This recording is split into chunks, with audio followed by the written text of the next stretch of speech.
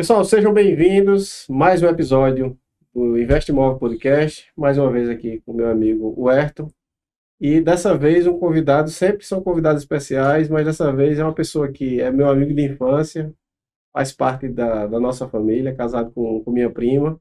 E hoje eu tenho o prazer dele ser também meu mentor, Marcos Varandas. Já foi empreendedor aí há muito tempo. Vendeu a empresa há um certo tempo atrás e hoje tem trilhado uma jornada aí de ajudar outros empresários a seguir esse caminho do equity, né? Eu acho que é mais ou menos isso que a gente vai conversar aqui hoje. Marcos, obrigado pela vinda. Meu amigo. Obrigado, Vamos lá. Michele. Valeu. Obrigado, Obrigado, Marcos. Obrigado, meu amigo. Vamos junto. Então, vamos lá direto ao ponto, Arthur. Nossa audiência é formada, né, como a gente estava conversando antes, por pessoas que são investidores do mercado imobiliário ou pessoas que têm interesse nesse tipo de investimento. E normalmente quem quer ser investidor no mercado imobiliário, o foco da pessoa é entender, eu vou ser investidor, eu vou comprar um apartamento, ou vou comprar na planta, ou vou comprar ali durante a construção, ou vou comprar um imóvel já usado, velho, para poder reformar e vou ganhar em algum desses formatos. Quando você tem um investidor um pouquinho mais sofisticado, o cara vai lá e investe em fundo imobiliário, investe em algum CRI, em produtos do mercado financeiro, né? Mas normalmente não se vê aquele investidor um pouco mais sofisticado ainda, que é o investidor que ele vai investir na operação, ou seja, na incorporadora, ou então numa sociedade de propósito específico, né, que é a siglazinha que a gente chama de SPE. E aí essa é a pergunta que eu queria abrir o podcast hoje para você aqui. O que é que você entende como esse formato alternativo de investimento no mercado imobiliário? Bom, primeiro, obrigado pelo convite, obrigado por estar aqui com vocês. Como você trouxe aí, né? Eu já empreendo há alguns anos, venho da área de tecnologia e depois de trilhar um sucesso no meu negócio, fiz uma venda da empresa para a Estônia. E lá na Estônia a gente passou a ser comprador de outros negócios, então a gente tinha uma estratégia de crescimento inorgânico, né? Então eu passei a liderar algumas operações de M&A lá junto com o time. Depois estou numa trajetória agora, como você falou, estou mentorando outras pessoas, outros empresários, também tenho investido em outros negócios, sócio de algumas outras empresas, então a gente continua empreendendo, porque empreender nunca sai da gente, mas em formatos diferentes. E no meio do caminho fazendo investimento também em empresas, e o meu primeiro investimento que eu fiz numa empresa foi numa empresa do mercado imobiliário, porque eu queria entender um pouquinho mais sobre isso, né? Foi na Viva Listo. E ali eu comecei a perceber as modalidades que existem, né, de como é que se trabalha nesse mercado. Tem gente que está meio de fora, só vê lá o tijolo, só vê o prédio, só vê a construção, mas não sabe que ali por trás existe uma construtora, que tem uma incorporadora, que tem os vários formatos ali de você fazer a alocação de capital. E como eu venho do mundo da tecnologia, a gente tem o hábito, né, e hoje no Brasil um pouco menos, mas a gente tem o hábito de investir, ou de ser investido, eu como empresa, mas acompanhando vários negócios, colegas, enfim, fazer investimento, que a gente chama de investimento de risco, quando a gente está investindo numa startup, que a gente está ali investindo num negócio que não tem tijolo, não tem, muitas vezes, ainda um histórico do empresário, do empreendedor. O que tem é alguém que conseguiu resolver bem um problema, e a gente, quanto mais cedo entrar naquele negócio com percepção de valor, você vai ter lá na frente um alto potencial de retorno, né? Só que o potencial de retorno, ele traz um risco atrelado muito grande. Então, quantas startups a gente ouve falar que conseguiu de fato ter um evento de liquidez, né? São pouquíssimas. Por outro lado, tem um número muito maior recebendo investimento em fases anteriores. Então, por que eu estou fazendo essa analogia, né? E quando a gente vai para o mundo da construção, aí você faz essa pergunta, né? Como é que eu vejo, né, essa modalidade de investimento? Se for comparar ao mundo que eu vim, é um negócio altamente seguro. É um negócio altamente seguro. Comparado com tecnologia, que você pode investir daqui a 2 anos, não existe mais. Perder simplesmente tudo, não existe, né? E tá tudo bem, porque quem está investindo nisso sabe que tem esse risco, né? Se for um investidor... Só que no mercado de tecnologia também os múltiplos das que dão certo são muito grandes, né? Multiplica por 10, 20... Hoje não tanto, né? Até 2020, 21, talvez 22, mas hoje a gente não tem visto múltiplos tão altos, até porque as bolsas não estão girando múltiplos tão altos, então E você cai também naquela questão do perfil do investidor, né? Tem uns que gostam mais desse tipo de investimento, que é mais arriscado, e outros mais conservador. Então, que é onde eu ia chegar. Então, como é que é montada uma carteira de investimento na pessoa física, né? Você tem que ter lá um percentual que ele tá seguro, né? Tá em algo mais moderado. Isso, claro, que tem vários perfis, tem gente que quer arriscar mais, tem que dar o all-in, tem de todo jeito. Mas indo para um padrão mais tradicional, a gente vai ter lá uma parte da carteira alocada em coisas que estão mais seguras e uma parte pequena, geralmente, que é o que a gente recomenda, não mais do que 5% para investir em startups. Que é de alto risco, né? Ou alguns investiram em Bitcoin, se deram muito bem, outros investiram, saíram antes do tempo, tem de tudo nesse mundo. Quando a gente vai para o mercado da construção, o que é que a gente ouve, né? A gente ouve muito não, vamos investir em imóvel porque imóvel é seguro. Por mais que não vá me dar um retorno realmente muito grande, né, comparado a outras modalidades, mas é um investimento que eu vou lá, vou comprar um apartamento, vou comprar alguma coisa, vai ficando, de repente eu vou viver de aluguel, que seria o dividendo, né, a gente poderia considerar assim, se tratando como uma empresa ou como uma ação.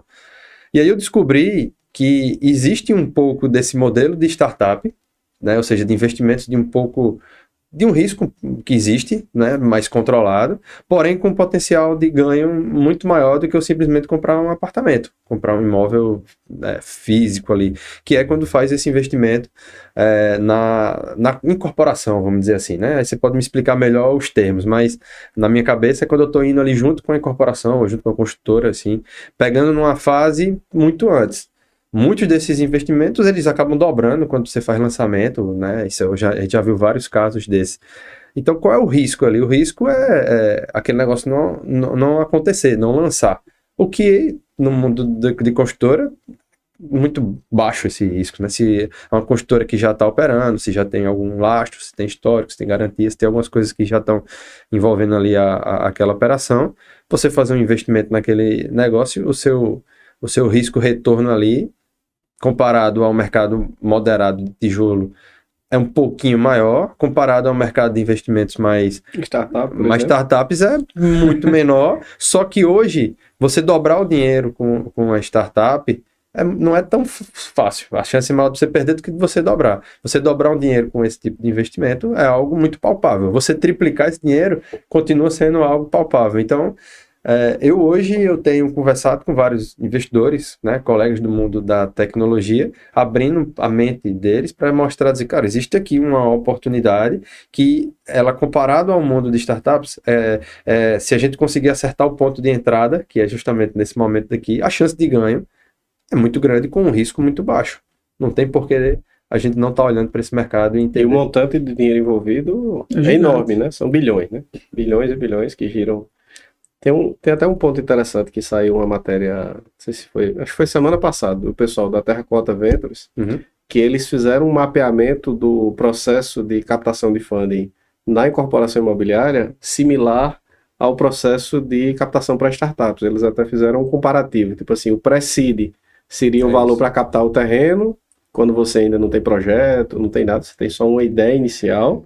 Fase 2 seria o que ele comparou lá com o seed, né, que é o capital ponte, que é entre a compra do terreno e você atingir as metas, que são as bases normalmente percentual de obra e percentual de venda, para você atingir um funding de execução de obra. E aí seria o de execução de obra já seria o Series A, e o Series B seria já você vender estoque, né? Terminou lá o empreendimento, sobrou unidade, seria o estoque. Então eu achei bem interessante porque ele fez um comparativo e aí fez toda essa análise, né? Qual seria a melhor forma? Nas fases iniciais, você tem que buscar um capital mais próximo do equity, né? De sociedade, porque ainda você não vai ter tantas garantias. Mas, por outro lado, você tem que dar uma rentabilidade muito maior. E aí, quando vai avançando nessas fases, você vai diminuindo a rentabilidade, mas vai aumentando as garantias. Né? E outra coisa, assim, quando você está investindo numa startup, você não tem uma clareza da sua saída, de onde vai ser, mesmo que aconteça, você não tem clareza de quando vai acontecer. Quando você está investindo na incorporação, você sabe que vai durar ali 4 anos, 5 anos, 3, não sei, vai depender da fase do projeto. Mas e você pode, inclusive, entrar num pré-seed e sair no seed. Né? E o ele já pode ser logo numa fase muito próxima. Né? Exato, então você tem perspectivas, porque existe prazo, é estruturado, não é um negócio que eu não sei o que vai acontecer, vai depender do mercado. Cara, vai acontecer. Na startup você investe uma ideia, né? Você não sabe até que ponto ela vai... Não diria que não ideia, mas assim, é num negócio... Normalmente se investe no MVP. Já validado, né? Vai depender de onde você vai entrar, em que fase.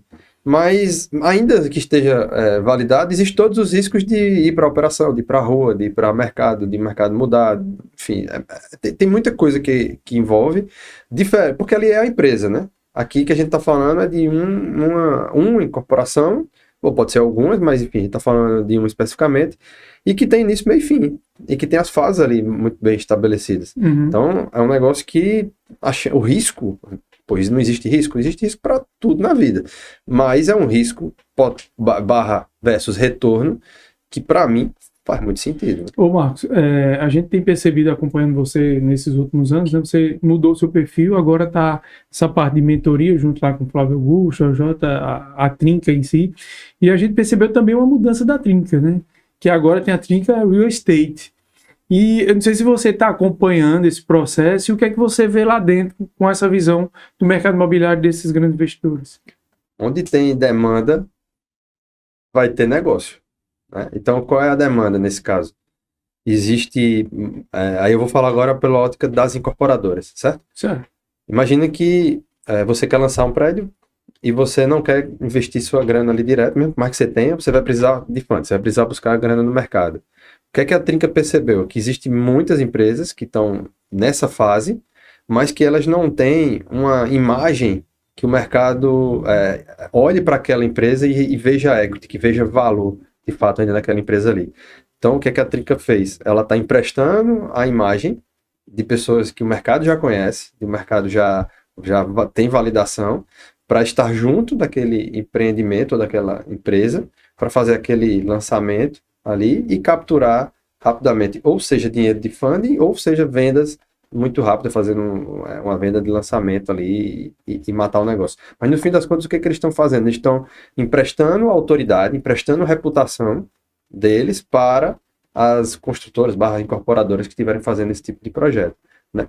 Por quê? Porque existe demanda. E qual é a demanda? Tem gente querendo comprar e elas vão escolher onde é que elas vão comprar. E aí eles querem escolher onde? Onde tem uma audiência com uma autoridade do outro lado. E foi isso o primeiro empreendimento deles. Eles venderam, acho que em 12 horas, venderam o prédio todo, o negócio assim. Eles noticiaram que foi em alguns segundos, né? Óbvio que teve um trabalho prévio para que todo mundo tivesse engatilhado na hora de comprar. Até a recuperação prévia, né? Sempre Claro. tem, né? Outro case bem interessante dessa questão de pessoas com grande exposição na mídia que teve no Brasil foi a incorporadora DUI, né? Que é Exato, com o Neymar, né? Sim, tem Isolu, que eles estão com alguns empreendimentos aqui no Nordeste e que tem sido também um sucesso o lançamento dele, né? Então eu vejo cada vez mais como uma tendência.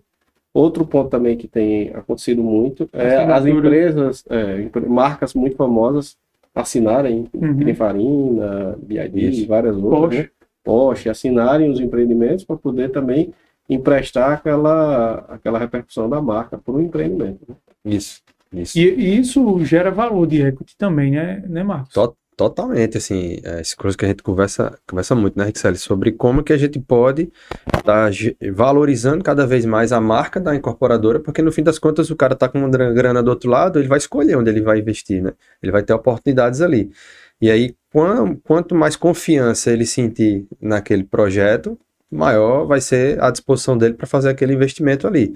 E quanto mais confiança eu gero e quanto mais pessoas aqui do outro lado dispostas eu tenho para poder fazer investimento, menor vai ser meu esforço para poder adquirir pessoas para comprarem de mim, seja em fases de investimento ou seja em fases de compra já depois do imóvel. Então, a gente tem que entender que sempre a construtora, eu sempre falo construtora / incorporadora, que às vezes tá fazendo o papel dos dois ali, tem que entender que cada negócio que eles fazem é como se fosse um M&A.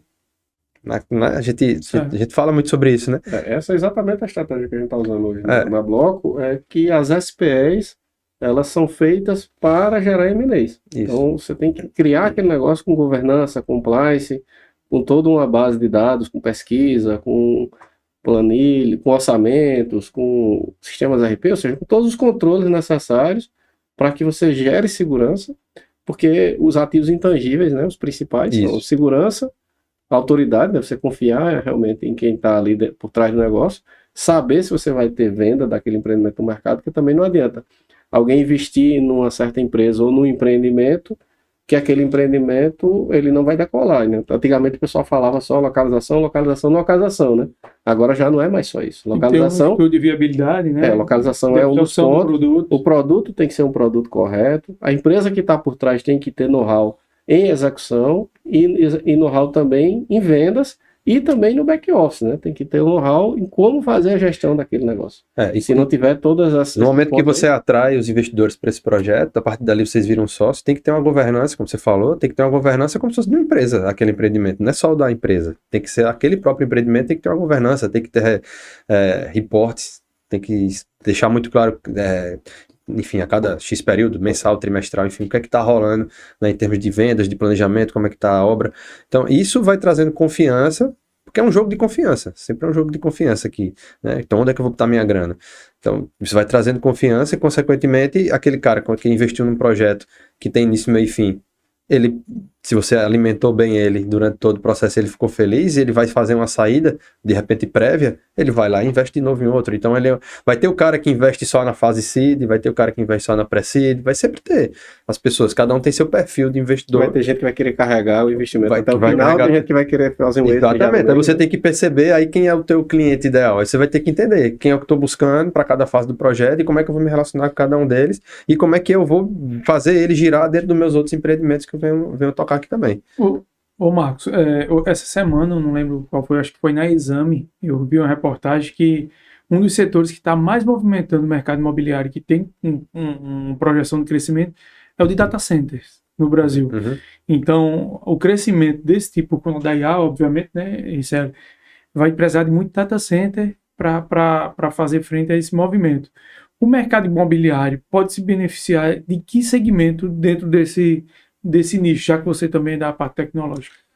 Olha, assim, de uma forma geral, né, todo movimento que acontece de expansão, seja para o que for, ele vai beneficiar, né, as regiões que estiverem ali sendo atendidas dentro desse nicho de IA, ou do que quer que seja, certo? Eu não gosto muito de olhar por aí, porque isso são movimentos que vão acontecendo. Vai ter um movimento de IA, daqui a pouco vai ter um movimento do turismo aqui em João Pessoa que está muito aquecido, tem movimento que já teve em outras regiões, então eu prefiro olhar a parte de construção como algo que ela é perene, por mais que exista ciclos que vá fazer picos, né? Se você está sempre trabalhando terrenos bons, projetos bons, independente do que estiver acontecendo do mercado, você sempre vai ter oportunidade de venda, porque sempre as pessoas vão estar trocando de moradia, vão estar melhorando, né, suas condições e querendo ir para um local realmente que vá condizer com sua... E as empresas também, né? Momento de vida. Então, e aí as empresas que forem boas, vão crescendo junto com isso, independente de movimentos. Você veja, há quantos anos a construção vem crescendo, independente de crise no governo, do que quer que passou? Tem um dado bem interessante, Marcos, que todos os presidentes, desde a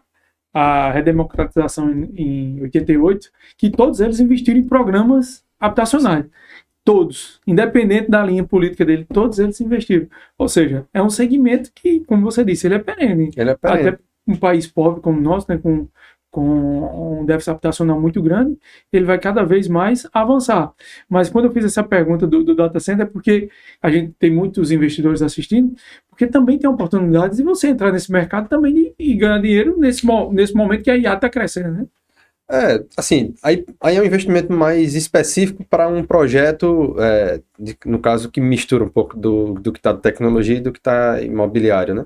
Mas eu prefiro olhar, aí como investidor, eu prefiro olhar não movimentos e mais em quem eu estou investindo, quem é a incorporadora, quem é o projeto, onde é que ele está, qual é a tese. E aí pode ser uma tese de IA, pode ser uma tese de data center, pode ser, mas não necessariamente só por um movimento de mercado. Entendi. Né? Eu acho que como investidor a gente tem que estar atento, principalmente à questão de com quem eu estou nesse jogo, qual é o projeto, o que ele está fazendo. O que o Marcos está dizendo, Huerta, é que o nicho do imobiliário, por exemplo, é um nicho mais perene, né? Nicho que, por exemplo, no Brasil a demanda é enorme, cíclico, né? E como você bem falou, os governos eles sempre buscam incentivar esse mercado, porque a construção civil é um dos mercados que mais emprega, né? Se você for olhar, até a agricultura hoje é 100% mecânica. O nível de mecanização na agricultura hoje é enorme.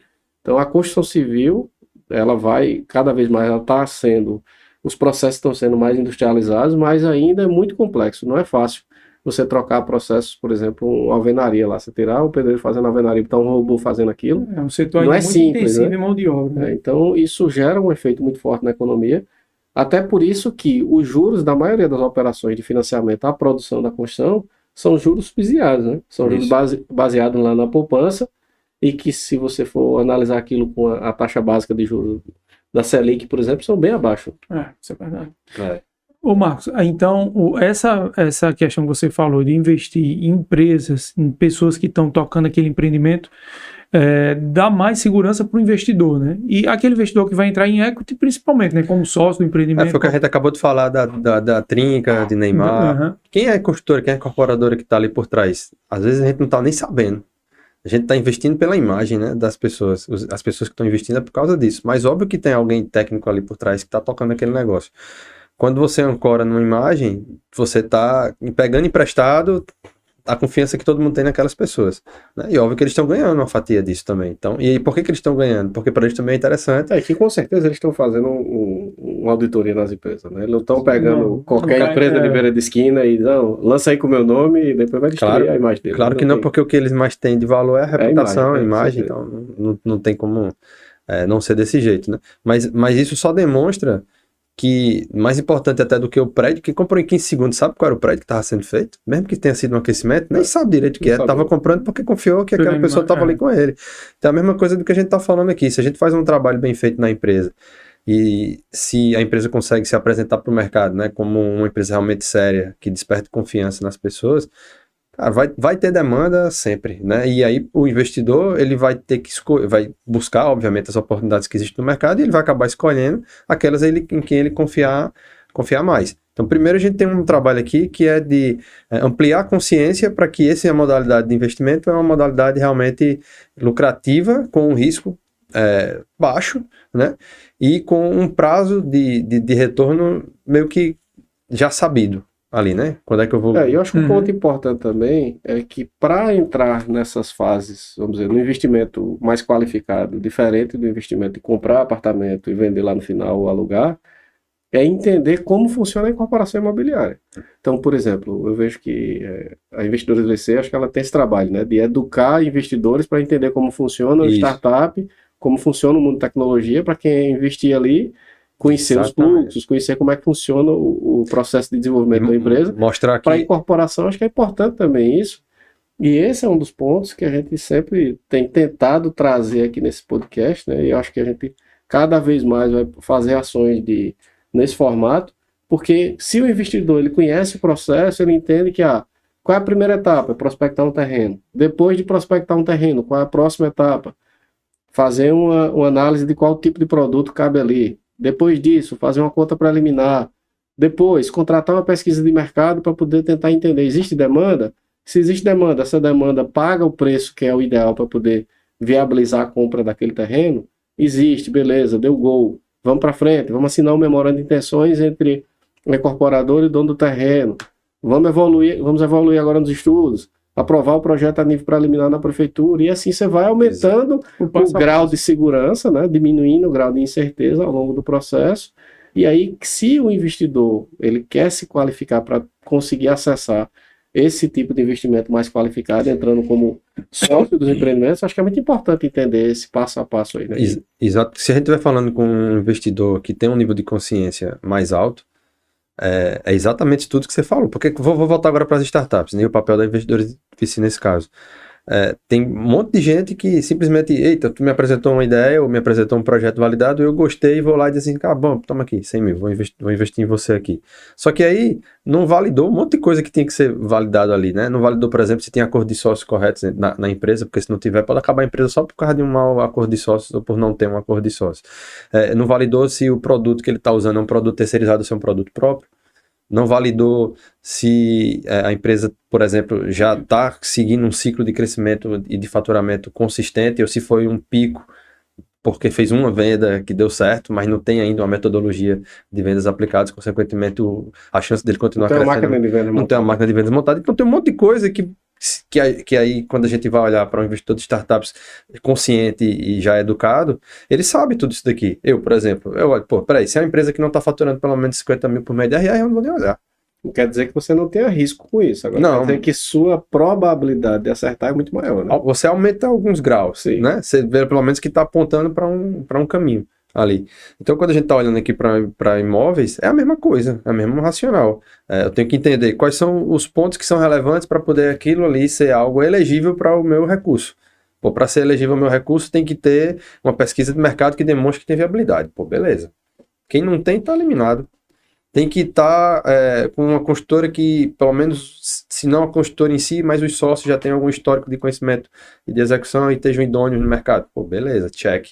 E você vai tratando, faz um checklist, né? E o fundo de imobiliário, quando eles vão investir, vão trazer alguma empresa dessa para o seu portfólio, eles têm lá a tese deles para poder, seja um fundo de shopping, seja enfim, do que for, para alugar, eles têm a tese dele, e quando você vai para aquele fundo, você sabe o que é que ele tá, onde é que ele está aportando a grana. Você, quando investe no fundo de startups, é a mesma lógica. Só que eu não posso escolher quem é startup do outro lado. Aqui, quando eu estou falando de uma incorporação, eu posso escolher, e quando eu escolho, eu tenho a chance de errar e de acertar, obviamente. Mas o erro aqui, nesse caso, ele é mitigado principalmente nos pontos básicos de um critério de avaliação de imóvel e de você estar comprando algo que é físico, né? Não é físico. Por mais que seja ainda planta, muitas vezes para poder entrar numa fase que vai dar um retorno maior, você está entrando na fase de projeto, aquilo ali se torna físico porque a empresa já fez outros daquele, ou já tem um histórico nas pessoas que também já fizeram outros daquele ali. Então, o risco fica muito... E dependendo também do grau de investimento, né, do volume de aporte de capital, você pode, inclusive, exigir uma cadeira no conselho da empresa. Pode exigir uma cadeira no Na conselho. Bloco, por exemplo, a gente transformou tanto a holding controladora das SPs, que é a Bloco Construções, como cada uma das SPs, elas são hoje sociedade anônima de capital fechado, o que traz uma governança muito maior para os investidores, né? Então, esse é um dos pontos assim que a gente, por mais que a gente ainda seja uma empresa de pequeno, médio porte, esse ano a gente já está contratando um balanço auditado, então são pontos que vão aumentando esses checks aí dentro de um checklist de confiança. Que Marcos tocou num ponto interessante aí, porque quem faz esse checklist é o cara que é investidor de fato em imóveis, porque tem um comprador de imóveis e tem um investidor. E eu acho que essa característica do investidor, seja ele de tecnologia, imobiliária, ele tem que saber onde ele está entrando e estudar de fato o mercado. Né? Daí a importância aqui do trabalho que vocês estão fazendo de educar, né, as pessoas. Então acho que vale, sei lá, vou deixar como dica aqui em algum dos podcasts, vocês fazerem vocês dois, vamos falar aqui dos itens que são relevantes aqui para poder você investir no imóvel, vamos fazer um formato de aula, porque aí você começa a passar para as pessoas, né, de fato, o que é que elas precisam estar olhando na hora de investir.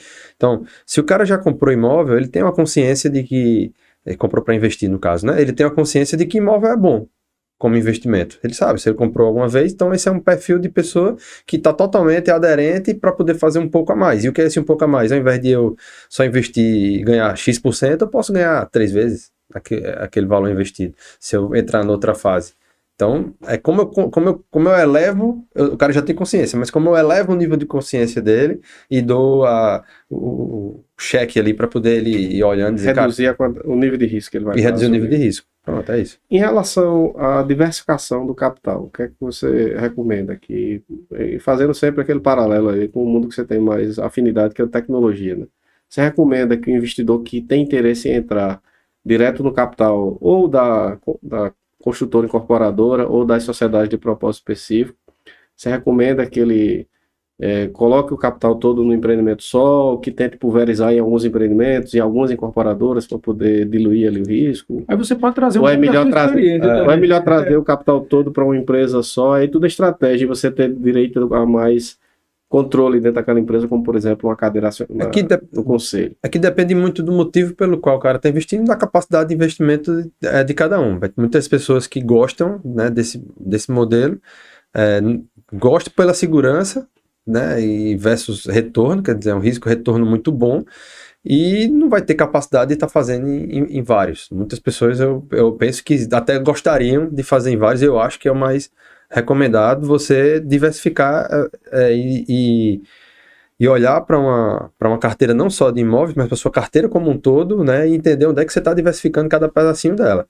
Isso, a gente está falando aqui com perfis diferentes de pessoas, mas se você falou ainda há pouco de uma pessoa que está full lá em não sei quantos imóveis investido. Pô, então alguém foi full. Eu tenho um amigo que ele foi full em Bitcoin quando o Bitcoin era R$3.000. Esse cara tá full até hoje. Tá muito bem.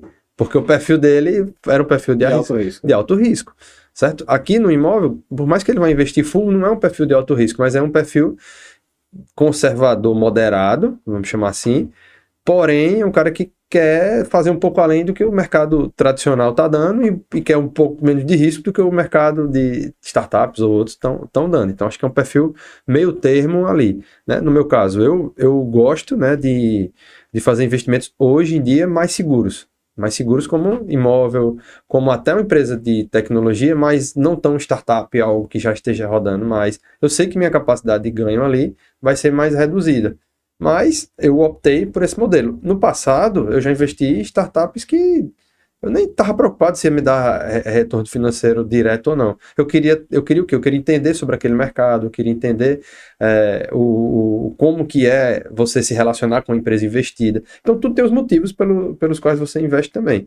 Né? Nesse caso aqui específico, é claro que é para poder fazer ganho de capital com um curto espaço de tempo, porque 4 anos, 5 anos, eu não sei, geralmente a média tá por aí, né? Tá. E um ponto que eu acho que você puxou aí, que eu acho que vai ser uma tendência cada vez mais para pulverizar o investimento do pequeno investidor, vai ser a parte das criptomoedas, As né? tokenizações. Então você vai poder tokenizar ações, você pode pegar lá, sei lá, 20% das ações de um SPE, tokenizar aquilo ali e pulverizar no mercado e vai fazer meio que um ICO, né? É meio como um IPO voltado para criptomoeda. E a gente faz isso, né, na Investidores VC para startups. Então, às vezes o cara tá precisando de um cheque de 2 milhões, a gente junta lá 20 pessoas, cada um com cheque de 100 mil, e vamos investir. E sem precisar tokenizar. E sem precisar tokenizar, porque você faz isso em contrato. Né? O token ele vai fazer o contrato de maneira digital. Mas no fim das contas é o contrato que a gente está falando aqui. Então a gente pode fazer isso também. Assim, não é uma modalidade comum, eu não vi isso ainda rodando. Né? Fica a dica aí. Então é muito possível você juntar um grupo de investidores para pegar partes menores de algo maior. Eu vejo isso com muito bons olhos, porque aí facilita... Pulveriza o risco, né? Não só pulveriza o risco, como você facilita, né, a entrada do cara que quer entrar, mas não tem 2 milhões, ele tem 100 mil. Ou se ele tem 2 milhões, ele pode entrar em, sei lá, 10 empreendimentos de 200, alocando 200 mil cada um. Aí fica diluído. Ou não, ou ele quer entrar realmente mais cheio ali, mas você tem possibilidade de abrir mais cotas. E tudo isso vai depender também do checklist dele, porque ele vê que o empreendimento está dando mais retorno, ele diz, rapaz, eu vou dar full aqui em vez de estar pulverizando em vários outros empreendimentos, né? Eu queria pegar esse gancho, Marcos, e falar um pouco do momento que a gente está vivendo aqui em João Pessoa, né? Desse boom de turismo, boom imobiliário. Eu sou economista do Sinduscom há mais de 10 anos, vivo esse mercado praticamente todos os dias, né? Fazendo pesquisa imobiliária, agora estou na Bloco com o Ricela, ajudando lá também. E a gente tem visto muitas oportunidades de investimentos no mercado imobiliário aqui de João Pessoa, aproveitando esse ciclo, né? Que a gente sabe que a economia é muito time. Com startup, você sabe, o timing correto, você ganha muito. Na sua visão de investidor, hoje, o mercado de João Pessoa já está preparado para receber investimento em equity, o mercado imobiliário, falando assim? Sem nenhuma dúvida, eu passo grande parte do meu mês fora de João Pessoa, e é engraçado que quando, há 10 anos atrás, eu falava que era de João Pessoa, o pessoal perguntava, vizinho de Recife, né? Eu digo, Hoje, quando você fala que é de João Pessoa, todo mundo fala, caramba, que legal, João Pessoa, tá. Então, pra mim, isso é muito claro, né? Não é nem pela frase, né? Você percebe pela pessoa já ri, a pessoa já faz João Pessoa. Então, eu moro lá. Semana passada, a gente teve com o pessoal do LEAD em São Paulo, a gente se reuniu com o Guilherme Benchimol na XP. E quando eu encontrei com ele lá, a primeira coisa que eu disse, João Pessoa. Eles, porra, João Pessoa, tô ligado em João Pessoa. O cara dele tá ligado em João Pessoa. Tá todo mundo, né? Mas então, é quando você fala como oportunidade de mercado. Mais uma vez, por que é uma oportunidade? Imóvel sempre teve aqui, vai sempre continuar tendo. Por que é oportunidade? Porque as pessoas comparam com mercados vizinhos e veem que o preço do metro quadrado aqui tá muito mais barato ainda do que as regiões que já se desenvolveram. E um local com potencial de crescimento grande pela qualidade de vida. Exato. E os empreendimentos que estão sendo lançados também estão sendo... Aí valorizam, né? Aqui. Não, os empreendimentos valorizam a região já está valorizada, fica cada vez mais valorizada. É a tempestade perfeita, né? Uma coisa ajuda a outra. Ajuda a outra. Aí a lógica de um investidor é qual? Pô, peraí, eu vou entrar agora, mais uma vez, é risco-retorno. Eu vou entrar agora, a X. A probabilidade disso aqui virar 3x só pela valorização do metro é muito alta. Então já tem um ganho aqui. E tem outro ganho a depender da fase que eu entro da obra. Putz, então eu vou ganhar, em vez de 3x, eu vou ganhar 5x ao longo do tempo. Porque tem isso, né? A gente vai ganhar duas vezes. Vai ganhar pela fase normal da própria obra e pela valorização da metragem, né? Daquilo ali. Não, e a gente chegou agora há pouco, no mês passado, a gente fez uma reunião com investidores lá no Recife. E quando a gente mostrou os números da cidade, foi isso, ele mostrando lá, fazendo a apresentação, os caras queriam comparar, eles mostram os dados lá que eu quero comparar com, e a gente ainda está bem atrás do Recife de valor. Não, se você fala Recife, né? Eu estive em Lisboa em maio, e a gente apresentou na Manaíra, que é um empreendimento que a gente está lançando aqui, que sai até essa semana, que a gente está lançando em Manaíra, que é a preço de custo. Quando eu apresentei o valor para o pessoal lá em Lisboa, em euro, aí o cara disse, não, isso aqui é o valor da entrada. Não, meu, é o valor do flat, é o valor total. O cara não acredita não, é porque assim, infelizmente, quando você vai vender para o europeu, ele tem muito medo do brasileiro. Não, isso aí é negócio de picareta, né? A confiança, né? Então, por isso que tem que ser um trabalho de formiguinha realmente para poder trazer essa confiança. É esse trabalho, é cabeça de M&A, cabeça de equity, para poder gerar confiança e aproveitar a oportunidade que o mercado está dando. Isso como uma empresa, né? E por outro lado, os empreendedores ou investidores, no caso, tem que estar olhando como, caramba, esse mundo ainda que a galera não descobriu, para aí que eu tô ali, que isso aqui vai me dar uma grana boa também. Como a gente pode fazer, Marcos, para a gente atrair cada vez mais esse tipo de investidor qualificado, né? Porque investidor por investidor tem muitos, mas esse qualificado que entende o jogo, que entende o processo e vai ajudar também a empresa. Acho que vocês têm feito, eu tenho acompanhado, vocês têm feito um ótimo trabalho, o Rodrigo Selli tem acompanhado mais, tá em todas as rodas importantes que precisa estar, é garantir que vocês estejam coerentes com a execução, né? Porque eu falo muito que tem reputação e credibilidade. O que dá a reputação é que as pessoas veem, credibilidade é o que você entrega. Então, na medida que você está vendendo lá e está aumentando a tua reputação, as pessoas estão vendo, você está se valorizando e tudo mais, por outro lado, você precisa continuar entregando muito bem, fazendo os balanços, fazendo auditoria, todas as coisas que você está preocupado, porque isso vai aumentando sua credibilidade. Então, a credibilidade sustenta a reputação ao longo do tempo. Se você não tiver resultado e senão credibilidade, vira só fumaça. Então a reputação morre. Né? Quantas empresas a gente já viu que foram e não permaneceram? Então acho que o trabalho que vocês têm que fazer é esse trabalho realmente de imagem, de valorização do destino, de valorização da própria empresa, do conhecimento. Que você está quantos anos no mercado? Nem sei. 25 anos. Somente. Então, valorização, né, disso, trazer isso tudo de forma mais tangível para o mercado e, por outro lado, entregar bem feito, entregar com resultado, com qualidade, com auditoria, com responsabilidade, né? E aí fazer esse trabalho de educação, que é o que vocês estão fazendo aqui também, né? Não só aqui, isso pode sempre ser ampliado, isso pode sempre ser melhorado, mas é um trabalho de educar realmente e conectar com as pessoas, assim. Não existe hoje, pelo menos eu desconheço, um ambiente onde você sabe onde estão os investidores. Não tem muito isso. Você vai precisar realmente ir para mar aberto. E o que é que você tem como percepção, conversando com outros investidores aí de vários nichos, vamos dizer assim, da sede por conhecimento e investimento nessa área de imobiliário? Você vê que o pessoal tem interesse em aprender mais? Eu não percebo de cara necessariamente aprender no mercado imobiliário, mas todo investidor tem um olho atento para a oportunidade boa no mercado, independente se vai ser do imobiliário ou não.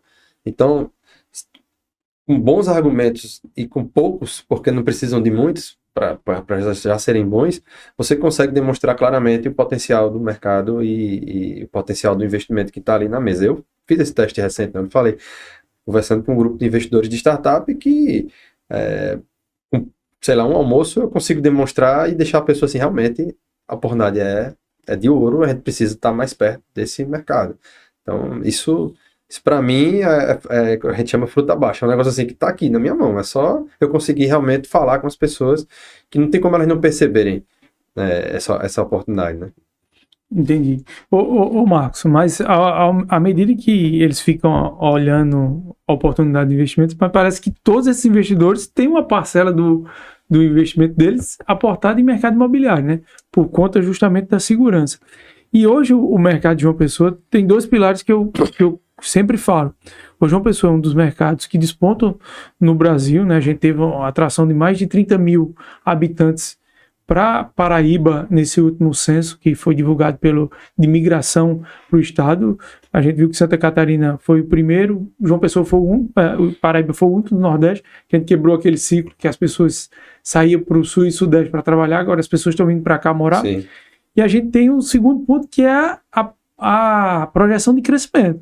Tem a segurança e a projeção de crescimento, que são duas coisas que todo investidor gosta, né? Segurança e crescimento.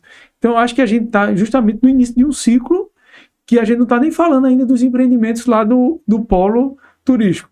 Imagina quando isso estiver pronto, o salto que vai dar de quem começou a investir agora lá para frente, né? Então, acho que o mercado está se caracterizando aqui de uma pessoa como um diferencial no Brasil, porque para ter um investimento que tem quase 3 bilhões num lugar só, num polo, dentro da cidade, numa capital, não tem no Brasil. É como a gente falou ainda há pouco, né? O investimento no mundo imobiliário, ele é perene, independente do que está acontecendo no mercado. Só que, nesse caso específico de João Pessoa, a gente está passando por uma fase onde claramente existe um potencial de valorização muito grande para os próximos anos, por tudo que você citou aí, que a gente sabe que tem acontecido. Então, Fora do normal de crescimento que já existe. Exatamente. Então, investir já era bom. Se não tivesse acontecendo essas coisas todas, já seria bom. Como é bom investir em outras regiões aqui também do Brasil, né? Que não estão. Você falou de empreendimentos na Recife, de Pernambuco, Sim. por exemplo, que não está com esse potencial de crescimento que a gente tem falado aqui, mas ainda assim atrai muita gente para lá, porque é bom. Só que aqui está ótimo.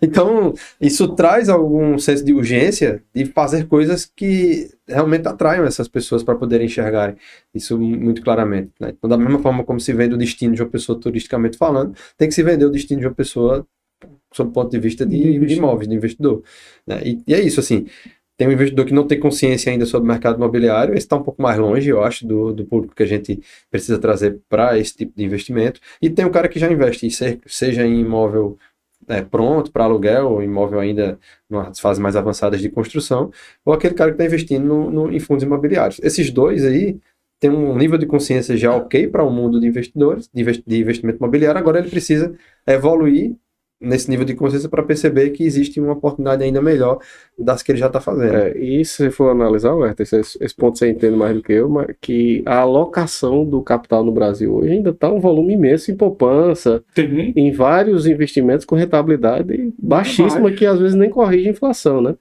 Então, o pessoal por exemplo, o XP, esse pessoal que trabalha com corretores autônomos, a briga deles era com os bancões, né? Então, acho que a gente do mercado imobiliário, a gente tem cada vez mais provar para o investidor que não só o investimento diretamente em compra de imóvel, mas investimento nas empresas também de incorporação é uma coisa muito boa. E, claro, esse processo de educação, eu acho que faz parte, né? Para poder as pessoas conseguirem entender, é importante ter uma boa parte do seu capital alocado em ativos de baixo risco, sim. Mas também é bom ter pelo menos uma certa fração ali do seu capital alocado em investimentos de médio risco, como é o caso da incorporação imobiliária, né? É isso aí. Mas, Richard, é bom a gente também deixar claro que existem vários tipos de investimento imobiliário, né? Não é só o que a gente fala, a gente é acostumado a falar do residencial, mas existe um leque gigantesco. E eu acho que João Pessoa está entrando nesse ciclo também, porque a gente via muito aqui, Marcos, a gente só investia em residencial. E hoje em dia a gente tem uma diversificação imobiliária muito grande. Na região do Brejo tem condomínios, aqui vai começar um polo hoteleiro. Então hoje você consegue visualizar um leque de opções. Agora a minha pergunta é, como educar esse cara que já está mais qualificado, que investe em mercados mais maduros, como por exemplo lá em Santa Catarina, Balneário Camboriú, que é um mercado hoje que se fala no Brasil, né, com Senatal, etc. Como é que trazer esse cara para cá? Aí é criar estratégias de educação, que o podcast é uma delas, né? Se criar produtos de acompanhamento, criar produtos de acompanhar investidores, né? Seja infoproduto, seja programa de mentoria, seja workshop, seja webinar, seja evento. Assim, uma boa ideia é, por exemplo, trazer um evento para João Pessoa, onde atrai investidores para cá, com o objetivo específico de falar de investimento, e aqui a gente dá um banho de loja deles na cidade, né? Isso é uma das ideias, assim. Isso que eu estou falando é o que todo mundo faz para elevar o nível de consciência, seja para o que for, que a pessoa esteja trabalhando lá do outro lado, né, querendo levar as pessoas. Então, acho que é isso, assim. Eu acho que o podcast nasceu muito por conta disso, Mas não pode parar aqui, tem que ter mais ações para poder vocês se conectarem e ter uma relação muito direta com... Com certeza, eu cara. vejo que... A gente tem conversado, né? Mas não pode dar spoiler aqui. Eu vejo que imersões, eu converso com algumas pessoas de Santa Catarina, e eles fazem muito o que eles chamam lá de pescaria, né? Eles vão lá, por exemplo, no Mato Grosso, vão nessa região do agro aí, que tá com o pessoal que tá com muito dinheiro mesmo, às vezes não sabe nem o que fazer com dinheiro, e vão e fazem roadshows e vários eventos nessas regiões aí para poder tentar trazer os investidores, né? Então acho que é importante, a gente também não pode ficar só aqui no nosso local aqui estático, aguardando, no dia que o cara vier turista, passear e tentar conversar com aquele cara lá só quando ele vier passear aqui para ele ser investidor, não. Você pode ir lá no dia a dia dele, lá do Teve trabalho. um evento há poucos dias que foi um evento da XP, em São Paulo. Eu tava lá. Vocês botaram stand? Expert.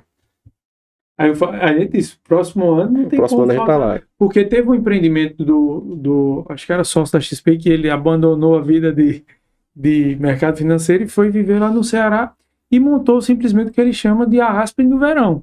É lá na praia do Preá, ele montou um stand no evento da XP no ano passado, meu Deus, acho que foi o ano passado, o condomínio dele, o hotel, que vai ter ondas, a piscina é quase que infinita, assim que você não consegue ver a borda, é como se fosse o mar. Então ele botou lá um stand com a maquete do empreendimento que, poxa, lá é o lugar de se conseguir investidor, que é um evento no mercado financeiro. E quando a gente tá falando de eventos, você vai ter que mapear os eventos que você vai encontrar essas pessoas e você pode criar eventos também para trazer essas pessoas. Então, é cercado de várias formas, né, sobre a ótica de educação, como se você estivesse aqui dentro da empresa, né, o braço de educação muito forte para poder estar atraindo essa galera. Isso aí é um caminho sem volta. E como você falou... A própria XP cresceu com isso aí, né? Pô. Eles faziam curso, mesmo sabendo que o retorno do curso não era o que sustentava, né? Mas para poder educar o investidor e trazer o investidor. Óbvio que há um trabalho, a gente não pode também negar que há um trabalho forte que pode ser feito via corretores, via empresas que são do próprio segmento, porque por mais que do outro lado a gente não converse, a gente não esteja conversando diretamente com um cara que se denomina investidor, mas se é alguém que compra imóvel, como a gente acabou de falar, que compra imóvel não necessariamente para morar, de alguma forma ele está investindo. Já tem um nível de consciência, de resistência bem menor e de a consciência mais elevada. Então, qual é o trabalho? É via corretores começar a chegar nessa galera que tem um nível de consciência já ok, para aumentar e ampliar, e o corretor também vender como se estivesse vendendo prédio. Então, é um formato diferente de atuar com essa pessoa importante. O corretor atuar quase como assessor de investimento. Como assessor da XP. Isso. Não, e é interessante, você quando falou que as pessoas vêm diferente, eu lembro disso, quando eu comecei a ir para esse evento da XP, que falava de João Pessoa, o pessoal nem perguntava, lá já chegou o Matheus, Moura do B, porque ele só conhece as empresas que estão no capital aberto, tal. Agora quando você fala em João Pessoa, poxa, quais são as oportunidades lá? Tem empresa para trazer para cá? E eu fui justamente fazer essa ponte de captação de recursos. Então os caras hoje, eu percebo que já há uma lente voltada para cá. O que falta é a gente dar mais subsídio para eles, não como pessoa física e reseller, e nem como empresário, mas como uma sociedade civil que mostra que a gente tem oportunidades aqui, porque se unir 1, 2, 3, todo mundo é diferente. Você que trabalha, passa mais tempo fora da Paraíba do que na Paraíba, você acha que vê muito isso, né? Se tivesse um apoio maior, uma organização maior, a gente conseguiria vender muito mais o destino de João Pessoa do ponto de vista de investimentos e que só de turístico, né? Com certeza absoluta. Acho que esse é o caminho. Eu acho que é por aí, viu, Cícero? Pegar essas dicas de Marcos Fernandes, essa mentoria gratuita acaba sendo uma mentoria gratuita. E a gente aportar dentro do projeto do Investimob Podcast. Vamos lá, meu amigo. Você está convidado aí para a gente participar. Vamos lá. Já dei a ideia aqui que fica registrado, o percentual é meu, viu? Já dá para fazer uma trinca aqui. Tá quase. Beleza. Então acho que é isso aí, né? Marcos, mais uma vez, muito obrigado. O papo aqui foi enriquecedor demais. Você que já investe no mercado imobiliário, ou que tem interesse em investir no mercado imobiliário, maratona aí nossos podcasts. Eu e o Ayrton já tem planejado alguma coisa. Eu converso com o Marcos algumas vezes também sobre como evoluir, né, dentro desse processo educacional. Eu acho que em breve aí deve estar vindo alguma novidade de algum evento, de alguma atração aí, um conteúdo mais denso para vocês aqui no mercado. Não esqueça de seguir a gente no YouTube, Spotify, no Apple Podcast, então a gente está em todas as plataformas. Seguir a Bloco Construções também, que é a nossa patrocinadora E mais. o Act Club, né? É o Act Club. plataforma A aqui gente do nem nosso. falou, né? A gente Sim. nem falou. Acho que ainda dá tempo de falar. Quer fazer? Faça aí. O seu aproveita e merchan, antes a fazer gente- a gente do nem- jabá, né? E tem, Aqui eu venho com prazer e com alegria, não necessariamente para fazer jabá, mas, né, já que você está dando a oportunidade, a gente tem um projeto que você faz parte já tem um ano, tem um pouquinho mais de um ano, né? 1 ano e meio. Um ano e meio, que a gente vem ajudando empresários, empreendedores a construir seus negócios com visão de equity. A gente gosta muito de olhar que vencer o jogo errado não é vencer, ou seja, é perder. Então, o cara que está só olhando para gerar faturamento, mas lá na frente não consegue gerar um valor real para a empresa, de repente aquele faturamento pode ir por água abaixo em algum momento e você não conseguir deixar a tua empresa perene, com legado ou com uma potencial valorização para uma venda. Então, a gente gosta de olhar em formato de 360 graus a partir do empreendedor, porque é o empreendedor que faz o negócio, né? A partir do empreendedor olhando para a empresa e assim construir de fato várias alavancas, elementos, reconstruir modelo de negócio que né, a gente inclusive já trabalha um pouco nessa linha, né, para que o empresário possa ser bem sucedido de fato no jogo certo, que é o jogo do equity. Eu vou aproveitar para dar meu depoimento aqui. Na Bloco, a gente, como o Marcos falou, a gente está quase 1 ano e meio aí no Act Club e tem sido realmente transformador, né? Alguns empresários da cidade vêm me consultar, rapaz, vale a pena entrar lá. Você está dando patrocínio por isso? Não, não tô ganhando nada. Só para poder pagar a hora dele aqui de consultoria. Mas, como eu falei no começo, né, Kiko, além de ser. A gente está atuando junto profissionalmente, mas a gente tem essa relação de amizade também. Mas o depoimento aqui não tem nada a ver com amizade. É trazendo realmente a nossa experiência. E o pessoal tem perguntado se ele dá ROI, vale a pena investir.